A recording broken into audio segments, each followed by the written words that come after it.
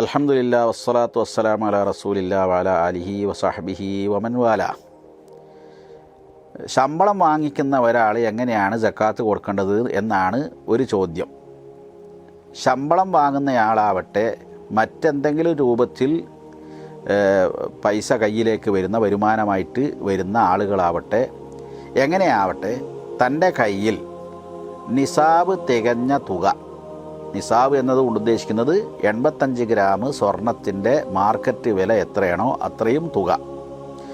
ഇന്നത്തെ കണക്കനുസരിച്ച് ഏതാണ്ട് 4.5 ലക്ഷമാണ് എന്ന് തോന്നുന്നു. അത് അങ്ങോട്ടും ഇങ്ങോട്ടും സ്വർണത്തിൻ്റെ വില മാറുന്നതിനനുസരിച്ച് മാറും. അപ്പോൾ ഏതായിരുന്നാലും ഒരു 4.5 ലക്ഷം എന്ന് കണക്കാക്കിയാൽ അത്രയും തുക ഒരാളുടെ കൈവശം എപ്പോഴാണോ വരുന്നത് അപ്പോൾ അതിൻ്റെ സക്കാത്ത് വർഷം ആരംഭിക്കുകയായി.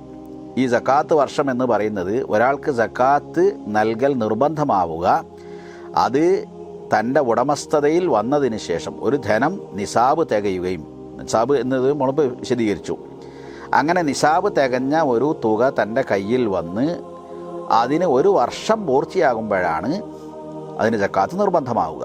അപ്പോൾ 4.5 ലക്ഷം ഒരാൾ ശമ്പളം വാങ്ങുന്ന ഒരാൾ മാസം അയാൾ 30,000, 40,000, 50,000 അതിൻ്റെ ഇടയിൽ അയാളെ ചിലവുകൾ കഴിഞ്ഞു പോകും, അങ്ങനെയൊക്കെ ഉണ്ടാവും.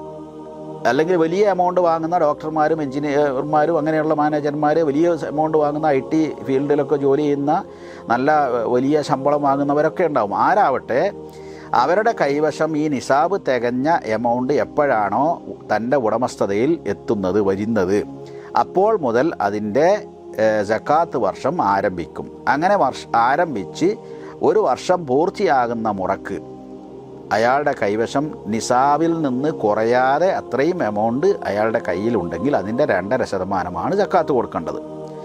അപ്പോൾ ഒരാളുടെ കൈവശം കഴിഞ്ഞ റമദാനിൽ ഈ പറഞ്ഞ 4 ലക്ഷം 4.5 ലക്ഷമൊക്കെ ഉണ്ട് എന്ന് വിചാരിക്കുക. ഇപ്പോൾ റമദാൻ വരാൻ പോവുകയാണ്.